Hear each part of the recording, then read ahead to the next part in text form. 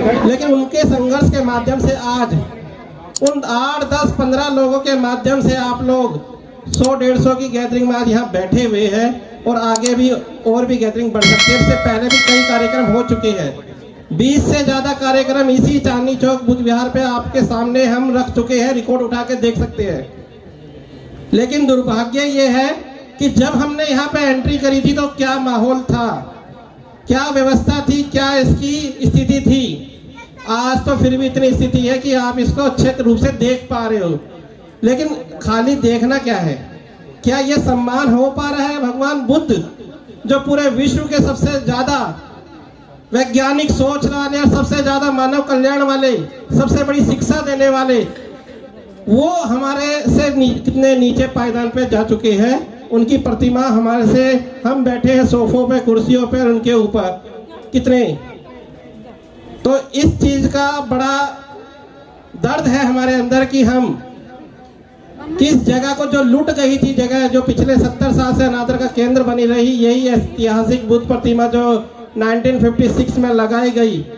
और एक कहानी जो तमाम बार सुनने को मिली कि 1956 में यह प्रतिमा पहले प्रधानमंत्री, पहले राष्ट्रपति और पहले राष्ट्रपति जो आपके म्यांमार के म्यागी साहब थे, तीनों के द्वारा इस प्रतिमा का अनावरण हुआ। और 56 से लेकर अभी तक तकरीबन 3 बार ये दोबारा जमीन में दफन हो चुकी है। 3 बार यहाँ संघर्ष एक बार नहीं हुआ, 3 बार ऑलरेडी संघर्ष हो चुके हैं। संघर्ष की बात करूं तो शायद 56 में कोई एक संघर्ष हुआ होगा जब यह प्रतिमा लगाई गई होगी। दूसरा संघर्ष 82 में हुआ था जब यहाँ 15-15 दिन का धरना प्रदर्शन हुआ था। तीसरा संघर्ष हुआ था 98 में जिस भंते जी को यहाँ पर जिन्होंने इसको उजागर किया था उसको जहर देके मार दिया गया था। और LNJP में ही उनकी डेथ हुई थी, आप MLC निकलवा के देख सकते हैं। चौथा संघर्ष 2001 में हुआ था जो जिसका ऑर्डर कोर्ट से निकला है 11 अगस्त 2001 का। और उस कोर्ट के ऑर्डर से ये प्रतिमा सेफ हो पाई है, क्योंकि ये फिर डिपार्टमेंट ने जो इसको भुला दिया था या दबा दिया था, वो रिकॉर्ड में मेंशन हो गई थी कि हाँ प्रतिमा है। और ये वही MCD के माध्यम में लोकल कमिश्नर अपॉइंट जब हुआ कोर्ट के आदेश से, तो लोकल कमिश्नर की रिपोर्ट में ये मेंशन हुआ था हाँ प्रतिमा है। और MCD ने ये हलफनामा लिख के दिया था कि हम इस प्रतिमा को नहीं हटा रहे। मेरे ये पार्किंग देख रहे होंगे, ये 93 में पार्किंग बनी है। ये पार्किंग 93 में बनी है। जब ये 93 की पार्किंग जब बन रही थी तभी इस प्रतिमा को हटवाने की रास्ता खोल दिया गया था। तो साथियों, कहानी इसकी इतनी है, संघर्ष इसका इतना है कि अगर व्याख्यान करूं तो बहुत सारी चीजें ऐसी तमाम हमारी 100 से 150 से ज़्यादा हमारी इस जगह की वीडियो मैसेज यहाँ के जा चुके हैं।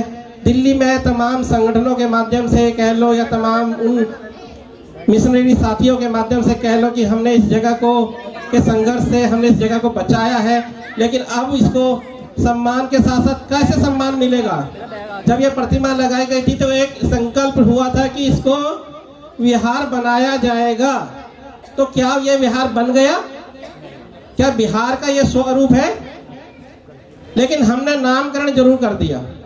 सबसे पहले इसका नामकरण हुआ था चाचा नेहरू बुद्ध विहार के नाम से। उसके बाद जब हमने 2018 में एंट्री करी तो कागज उसका कुछ नहीं मिला, तब जाके हमने इसका नाम चांदनी चौक बुद्ध विहार किया। क्यों किया? क्योंकि चांदनी चौक एक फेमस जगह है, एक फेमस शब्द है। पूरे एशिया की बात कर लो, पूरे वर्ल्ड की बात कर लो तो चांदनी चौक फेमस है। तो हमने कहा जब चांदनी चौक जैसे एरिया में ये प्रतिमा है और इतनी सम्मानित, इतनी ऐतिहासिक है, तो विहार भी नाम हम चांदनी चौक ही रखे, क्योंकि इस नाम को दूर तक पहुंचाने में, एक पहचान दिलाने में शायद हमारे को एक अच्छी मजबूती मिले, और वो हमें मिली भी। आज लोगों की जुबान पे चांदनी चौक बुद्ध विहार चढ़ा हुआ है, लोगों को पता है। लेकिन क्या नाम से हम चांदनी चौक बुद्ध विहार बोले? क्या हम अपने आप का सीना चौड़ा कर ले कि हम चांदनी चौक बुद्ध विहार गए थे, या हम चांदनी चौक विहार भैया हमारा बन चुका है? क्या भगवान की उस प्रतिमा का अनावरण हो चुका? ये वही प्रतिमा है सर जो 4 से 5 बार खंडित हो चुकी है। आप गौर से देखिए इस प्रतिमा को। ये प्रतिमा, इनका नाक भी टूटा हुआ, इनका हाथ भी टूटा, इनके कान भी टूटे हुए हैं।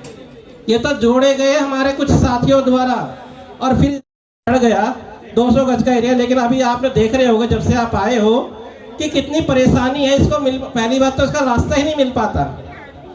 चारों तरफ पार्किंग बनी हुई है, लेकिन इसका रास्ता कहाँ से, आदमी अगर आए तो कैसे अपने बुधियार आए, कैसे अपना गाड़ी घोड़े से या अपने पैदल भी आना पड़े, तो पहले तो ढूंढे भाई मेरा बुधवार का रास्ता कहाँ से है।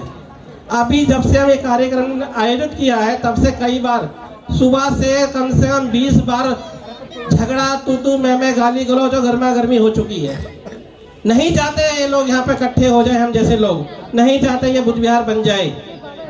तो आप लोगों का जमीर और आप लोगों को साथ लेने के लिए मैं इस कार्यक्रम को हमने आयोजित किया, हमारी दिल्ली कमेटी ने आयोजित किया है। दिल्ली कमेटी बोलता हूँ तो मैं अकेला सुनील बोध का संघर्ष नहीं है, इसमें अमित राव जी का भी संघर्ष है, इसमें विनय बोध जी का भी संघर्ष है, गोविंद सरोज का भी संघर्ष है, शशि बोध जी का भी संघर्ष है। ऐसे ना जाने हमारे कितने युवा, जो एक छोटी सी हमने जो कमेटी बनाई, वो कमेटी दिल्ली के कोने कोने से लोग जुटे हुए हैं। खाली चांदनी चौक का कोई एक व्यक्ति नहीं है मेरे पास, कोई मौजपुर से है तो कोई लोनी से है, विजय भोज जैसे, हर्ष विहार से है, भोपरा से है, उस्मानपुर से है, नेहरू नगर से है। इस तरह से अलग अलग तो कोनों से हमने उन लोगों को इकट्ठा करके और पिछले 8 सालों से हम लगातार इस जगह को संघर्ष कर रहे हैं। और ये कार्यक्रम जो रखा गया है बौद्ध संस्कृति के कल्चर को बचाने के लिए, इसलिए हमने इसका नाम रखा है बौद्ध एकता सांस्कृतिक कार्यक्रम, कि हम बौद्धों की एकता और अपनी संस्कृति को बचाने के लिए हम एक हो सके। दूसरा इसके अंदर आगे जोड़ा सम्मान समारोह। क्यों जोड़ा है?